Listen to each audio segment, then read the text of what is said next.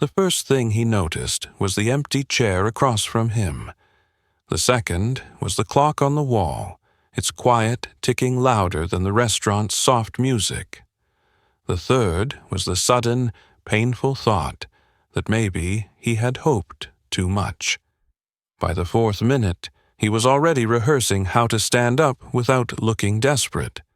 By the fifth, his heart had decided this night was another reminder of why he stopped believing in second chances. Ethan Cole sat alone at a small wooden table near the window, his hands wrapped around a glass of water he hadn't touched. Outside, city lights blurred through the glass, reflections trembling like his thoughts. He wore his best sweater, the one his daughter had once said made him look less tired. He had even trimmed his beard, though the mirror still showed a man older than his 36 years. This was supposed to be a blind date, his first in 4 years. 4 years since his wife died. 4 years since his world collapsed into hospital hallways, funeral flowers, and a tiny hand squeezing his finger at night, afraid he would disappear too. 4 years of being just Emma's dad. He glanced at his phone again. No messages, no apologies, no "I'm running late." She probably saw me and left, he whispered to himself, embarrassed by how quickly the thought came. The waiter passed by for the third time, offering a polite smile that carried unspoken pity. Ethan nodded back, his throat tight. He hated places like this. Restaurants filled with couples laughing, leaning into each other, talking about vacations and plans. He didn't have plans. He had school lunches to pack and laundry that never ended. He reached into his pocket and pulled out a folded piece of paper. Emma had slipped it in before he left. "Good luck, Daddy. If she's nice, don't be scared.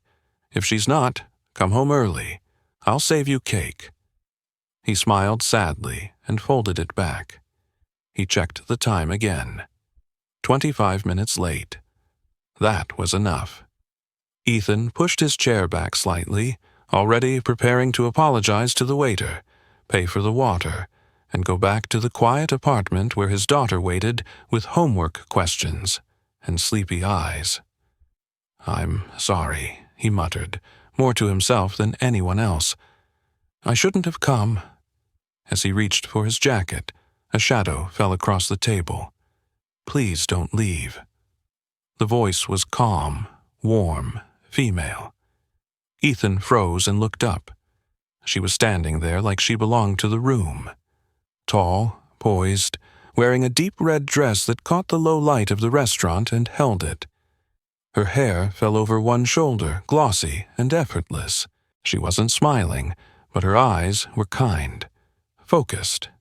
"I'm your date," she said softly, "and I'm sorry I'm late." Ethan blinked. Once, twice. "Oh," he said stupidly, I thought you weren't coming." "I almost didn't," she admitted, "but not because of you." She pulled out the chair across from him and sat down, setting her phone face down on the table, as if making a promise that nothing else mattered right now. "I'm Maya," she said. "Maya Sinclair." "Ethan," he replied. "Nice to meet you." He expected her to explain, to apologize more, to give some dramatic excuse. But she didn't. She just looked at him, really looked at him, and something in her expression softened. "You were about to leave," she said. "Yes," he answered honestly. "I didn't want to make a scene." "You weren't," she said. "You were protecting yourself." That caught him off guard. "I do that a lot," he admitted. "I know," she said quietly. He frowned. "You do?" Maya didn't answer. She picked up the menu and glanced at it briefly before setting it aside. "Have you eaten?" she asked. "No," Ethan said. "I was waiting." "Good," she said. "So was I." They ordered. Simple food, nothing fancy. Ethan noticed she didn't look at the prices. Not because she was careless, but because it didn't even occur to her to check. He told himself not to read into it. Conversation started slow, careful, the way people speak when they're afraid of touching something fragile. "So," Maya said, folding her hands on the table, "why did you agree to a blind date?" Ethan exhaled. "My sister. She said I'm becoming a ghost." Maya smiled faintly. "Are you?" "Some days," he said. "Other days, I'm just tired." She nodded, as if she understood more than he'd said. "What about you?" he asked. "Why did you come?" Maya hesitated, just for a second. "Because I needed to remember what it feels like to be normal," she said. Ethan laughed softly. "Normal is overrated." "Tell me about it," she replied. As the night unfolded, something unexpected happened. Ethan relaxed. He talked about Emma, about how she used to sleep with the light on because she was afraid of the dark, about how she insisted on wearing mismatched socks to school because they argue less that way. He apologized halfway through, worried he was talking too much about his daughter. Maya stopped him. "Don't," she said firmly. "She's your world. I can hear it in every word." He swallowed. "I'm not much fun," he said. "I don't travel. I don't go out. Most nights I'm just home." "That sounds like stability," Maya said. "Not boring." He looked at her then, really looked at her, and wondered how someone like her could be sitting across from him, listening like he mattered. "What do you do?" he asked. "I run a company," she said simply. "Oh," he replied, "that must be stressful." "It is," she said, "but stress is easier than loneliness." The words lingered between them.